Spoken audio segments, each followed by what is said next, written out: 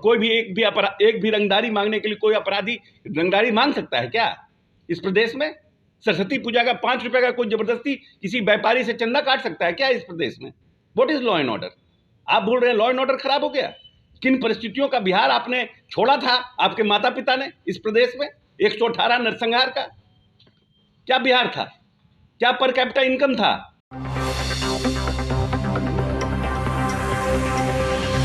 नमस्कार, आप देख रहे हैं पीटीएन न्यूज और मैं हूं आपके साथ प्रभाकर पांडे। आपको बता दें कि मोकामा में हुई गोलीबारी की घटना पर केंद्रीय मंत्री जीतन राम मांझी ने बयान दिया था और अनंत सिंह के बीच बचाव करते नजर आ रहे थे। उन्होंने कहा कि अनंत सिंह एक नेता हैं, ताकतवर नेता हैं और यदि कोई जनप्रतिनिधि किसी मामले में जाकर पंचायती करने के लिए जाएंगे, यदि उन पर गोलियां चलेगी तो फिर जवाबी में गोली तो चलेगी ही।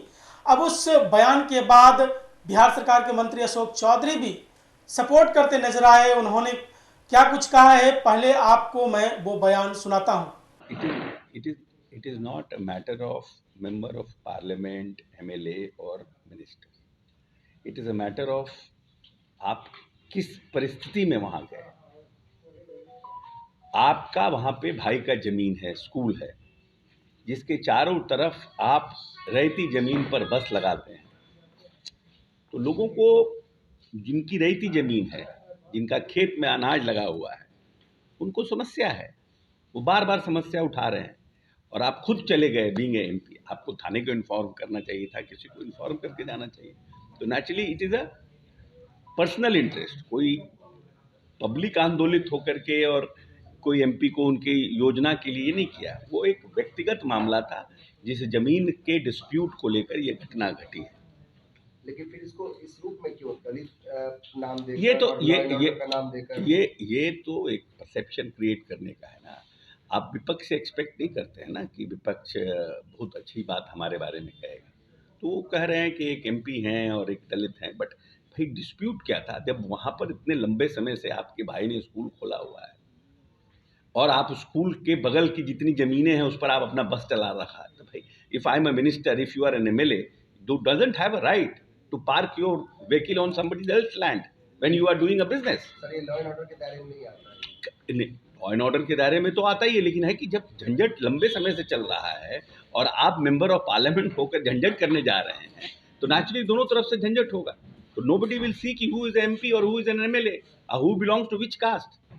ये तो personal, this is a personal problem. No, कल सीएम की अलग अलग बात। एक बात का तो हमने आपको जवाब दे दिया। अब आप समझ सकते हैं कि क्या लॉ एंड ऑर्डर।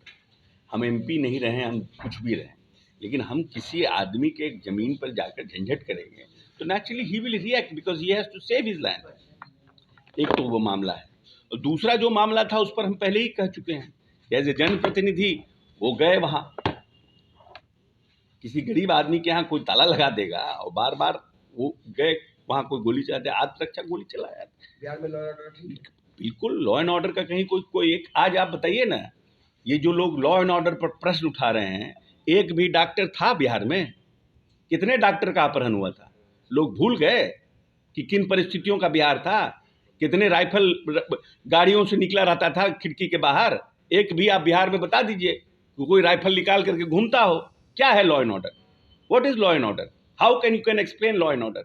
और कोई भी एक भी रंगदारी मांगने के लिए कोई अपराधी रंगदारी मांग सकता है क्या इस प्रदेश में? सरस्वती पूजा का 5 रुपए का कोई जबरदस्ती किसी व्यापारी से चंदा काट सकता है क्या इस प्रदेश में? What is law and order? आप बोल रहे हैं लॉ एंड ऑर्डर खराब हो गया। किन परिस्थितियों का बिहार आपने छोड़ा था आपके माता पिता ने इस प्रदेश में? 118 नरसंहार का क्या बिहार था? क्या पर कैपिटा इनकम था? क्या विकास दर था बिहार का? कितनी बिजली थी? कितना सड़क था? आप बोल रहे हैं क्योंकि आपको सत्ता में आना है तो कुछ भी आप बोल दीजिए, तो थोड़ी कोई जनता बाई करेगा। लोगों को पता नहीं है कि बिहार में 19 साल में नीतीश कुमार ने क्या किया है। सर, राहुल गांधी का तो आप सुन रहे थे, अशोक चौधरी ने भी कहा है कि अनंत सिंह की गलती नहीं है। वहां यदि कोई भी जनप्रतिनिधि जाता है किसी कमजोर के यहाँ पंचायती के लिए जाता है, यदि उस पर गोलियां चलेगी तो जवाबी गोलियां तो चलेगी ही। अब अशोक चौधरी ने भी सीधे तौर पर कह दिया है आपको बता दें कि मोकामा में 2 गुटों में जमकर गोलीबारी हुई थी, जिसमें 60 से 70 राउंड गोलियां चली थी। मोकामा दहल गया था और भय के माहौल में जी रहे थे लोग। आपको बता दें कि 2 गुटों में गोलियां चली थी, एक सोनू मोनू गैंग तो दूसरे तरफ अनंत सिंह के गुट। अब दोनों के बीच में गोलियां चली थी 60 से 70 राउंड, और गोलियां चलने के बाद जब पत्रकारों ने केंद्रीय मंत्री जीतन राम मांझी से जब सवाल किया था, तो जीतन राम मांझी ने कहा था कि अनंत सिंह अच्छे नेता हैं और सरकार से मजबूत हैं। यदि कोई भी पंचायती में जाते हैं तो वो सही निर्णय लेते हैं। अब इस पूरे मामले को लेकर एक बार फिर से बिहार सरकार के मंत्री अशोक चौधरी ने कह दिया है कि यदि कोई जनप्रतिनिधि किसी कमजोर के यहाँ पंचायती में जाएंगे तो कोई यदि गोलियां चलाएगी उस पर जवाब तो मिलेगा ही। इस तरह की बातें कहते नजर आए और क्या कुछ कहा है मैंने आपको सुनाया। फिलहाल इस खबर में बस इतना ही। आगे के तमाम खबरों के लिए बने रहें मेरे साथ। वीडियो को लाइक करें, शेयर करें, चैनल को सब्सक्राइब करना ना भूलें। धन्यवाद।